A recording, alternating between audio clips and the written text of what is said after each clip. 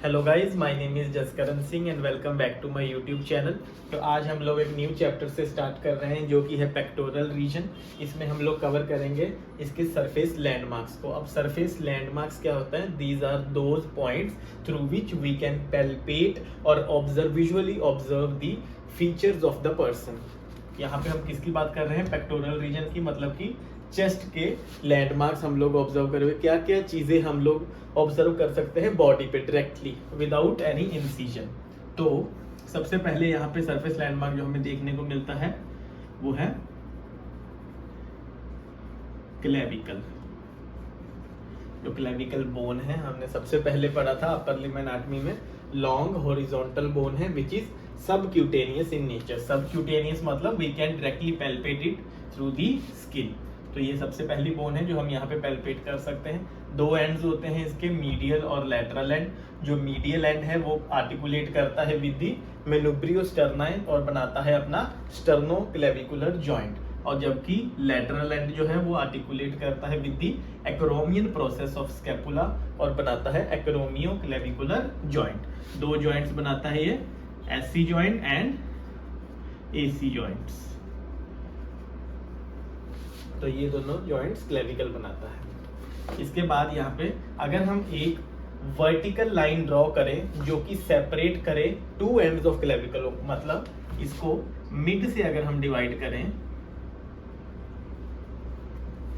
Clavicle को अगर हम मिड सेक्शन से डिवाइड करें वर्टिकली, तो इस लाइन को कहते हैं मिड क्लेविकुलर लाइन, जो कि इक्वली सेपरेट कर रही है मीडियल और लैटरल एंड को। ऐसे ही अगर हम स्टर्नम से एक मिड सेक्शन पास ऑन करें वर्टिकली, तो इसको कहते हैं मिड स्टर्नल लाइन। ये दोनों आपको वर्टिकल एक्सिस याद रखने हैं। इसके बाद अब जो सेकंड पॉइंट है यहाँ पे वो है एक्रोमियन प्रोसेस।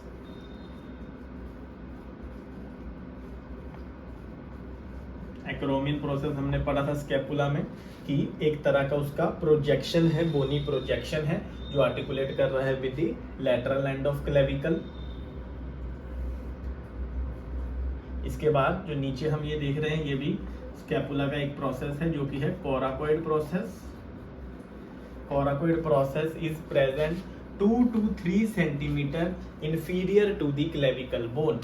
clavicle bone से 2 से 3 सेंटीमीटर ये नीचे प्रेजेंट है। नीचे हम लोग इसको पैल्पेट कर सकते हैं। तो ये हो गए हमारे 3 सरफेस लैंडमार्क्स, और ये हो गए 2 vertical lines which are separating the clavicle and sternum. इसके बाद अगर हम स्टर्नम की तरफ जाएं तो जो मेनुब्रियोस्टर्नाई है जो कि इसका अपर पार्ट है ऑफ द स्टर्नम, इसके जस्ट अबव एक नॉच प्रेजेंट है, एक इंडेंटेशन प्रेजेंट है जिसको कहते हैं जगुलर नॉच। ये बहुत ज्यादा इंपॉर्टेंट है एग्जामिनेशन पॉइंट ऑफ व्यू से। इसका दूसरा नाम है सुप्रा स्टर्नल नॉच। सुप्रास्टर्नम इसलिए क्योंकि ये प्रेजेंट है जस्ट अबव दी मेनुब्रियोस्टर्नाई। ये जो जुगुलर नोच है ये प्रेजेंट है दोनों क्लेविकल्स के बीच में। दो मीडियल एंड्स ऑफ क्लेविकल जो है दोनों साइड के, उनके बीच में प्रेजेंट है, इसलिए इसको इंटर क्लेविकुलर नॉच भी कहते हैं। इंटर क्लेविकुलर नॉच ये बहुत इंपॉर्टेंट है, आपको याद रखना है। इसके बाद जो अगला सरफेस लैंडमार्क है वो है हमारा एंगल ऑफ लुइस और also known as sternal angle. Sternal angle कहाँ पे प्रेजेंट है हमारा? जहाँ पे ये जुगुलर नॉच प्रेजेंट है, अगर उससे हम 5 सेंटीमीटर अप्रोक्सीमेटली 5 सेंटीमीटर है, ये यूनिवर्सल नहीं है कि सभी में 5 सेंटीमीटर नीचे ही हो, जस्ट एक मतलब कॉमन रेफरेंस है। कि जब हम जुगुलर नोज से 5 सेंटीमीटर नीचे आते हैं तो यहाँ पे हमें एक ट्रांसवर्स रिज दिखाई देती है। ये रिज जो है ये जंक्शन है between the manubrium and the body of sternum. जो मेनुब्रियम है और स्टर्नम की बॉडी है दोनों एक जंक्शन में जुड़े हुए हैं और इस जंक्शन में एक तरह की रिज प्रेजेंट है। रिज मतलब हो गया एक तरह का प्रोट्रूडेंस जो कि बाहर को निकला उभरा हुआ हिस्सा। तो इसको हम लोग कहते हैं एंगल ऑफ लुईस और स्टर्नल एंगल। इसका क्या सिग्निफिकेंस होता है, यहाँ से हमारा सेकंड रिब जो है वो आर्टिकुलेट करता है और हम लोग अपना सेकंड रिब यहाँ से काउंट करना स्टार्ट कर सकते हैं down to the 12th rib. तो ये एक इंपॉर्टेंट लैंडमार्क है for the counting of ribs. और यहाँ पे कौन सी रिब प्रेजेंट है इस लेवल पे, स्टार्टिंग फ्रॉम सेकंड रिब। ये बहुत इंपॉर्टेंट है, आप लोग को जरूर से नोट करना चाहिए ये वाला पॉइंट कि यहाँ से सेकंड रिब का आर्टिकुलेशन होता है और नीचे हम इससे रिब्स काउंट कर सकते हैं। बिकॉज फर्स्ट रिब काउंट करना क्यों मुश्किल है, because first rib just present है बिलो दी क्लेविकल, तो ऊपर क्लेविकल आ जाता है तो इसलिए उसको पैल्पेट करना थोड़ा सा यहाँ पे मुश्किल होता है। इसीलिए हम लोग जो अपना कैलकुलेशन करते हैं रिब्स का काउंट करते हैं वो सेकंड रिब्स से करते हैं।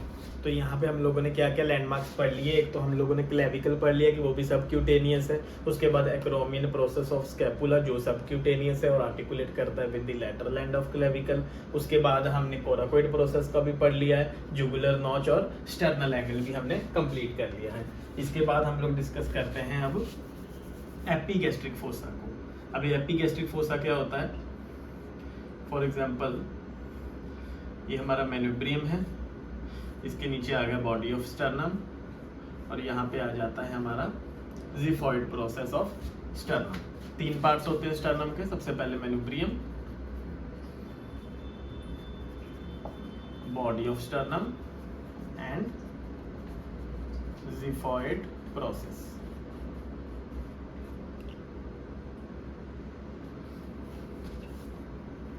अब अगर हम जिफॉइड प्रोसेस के इंफीरियर देखें तो एक तरह का फोसा यहाँ प्रेजेंट होता है हमारे एब्डोमिन में, जिसको कहते हैं एपिगैस्ट्रिक फोसा।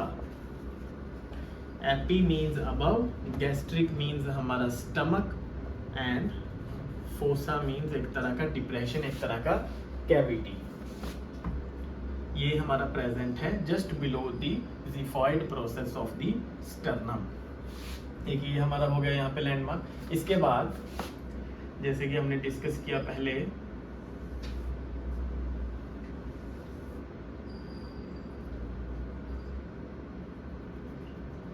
ये हो गया हमारा मिड क्लेविकुलर लाइन, यहाँ से हमारा जाता है मिड स्टर्नल लाइन। अब अगर हम निप्पल की बात करें, निप्पल प्रेजेंट होता है मिड क्लेविकुलर लाइन से जस्ट मीडियल अगर हम बात करें, निप्पल प्रेजेंट है medial to the mid clavicular line. यहाँ पे चेस्ट हो गया, तो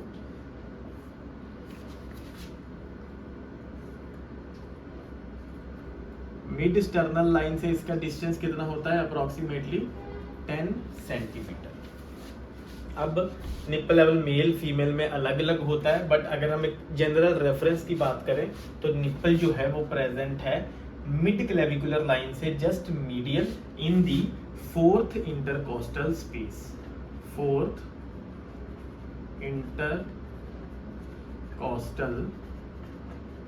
स्पेस, 4th इंटरकोस्टल स्पेस जो हमारी प्रेजेंट है बिटवीन द रिब्स, उसमें ये प्रेजेंट है और ये 10 सेंटीमीटर लेटरल है to the mid sternal line. To the mid sternal line ये प्रेजेंट है 10 सेंटीमीटर लेटरल। ये हो गया हमारा निप्पल और एपिगैस्ट्रिक फोसा। इसके बाद हम बात कर लेते हैं एक्सिला की। ये जो हमारा यहाँ एक्सिला और आर्मपिट प्रेजेंट है, इट इज अ पिरामिडल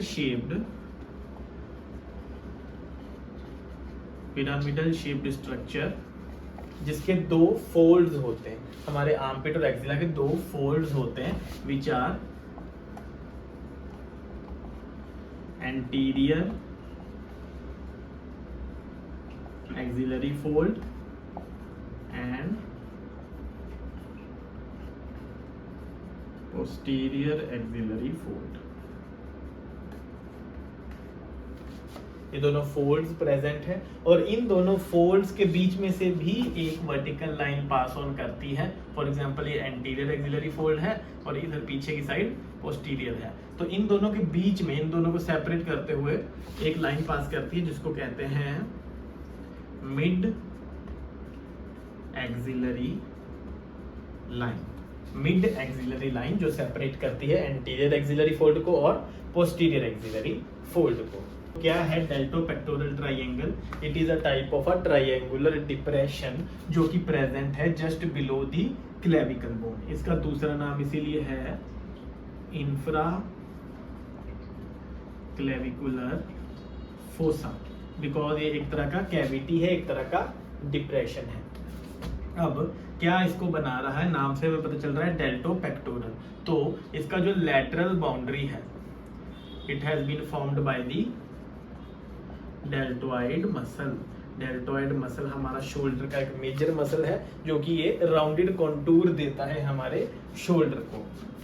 उसके बाद मीडियली अगर हम देखें इसको ट्रायंगल को, तो ये बाउंड है by the pectoralis major muscle और superiorly it is bound by the junction of medial and lateral third of the clavicle। तो जो सुपीरियर बॉर्डर है, it has been bound by the clavicle bone. तो ये तीनों हो गए इसके बाउंड्रीज और ये हो गया हमारा डेल्टोपेक्टोरल ट्रायंगल। तो ये था गाइज हमारा surface landmarks of pectoral region. Hope आप लोगों को ये समझ आया होगा क्या क्या फीचर्स हैं जो हम लोग ऑब्जर्व और पैल्पेट कर सकते हैं हमारे पेक्टोरल रीजन पे। अगर आपको कोई भी डाउट हो तो आप लोग कमेंट बॉक्स में पूछ सकते हैं। Thank you very much.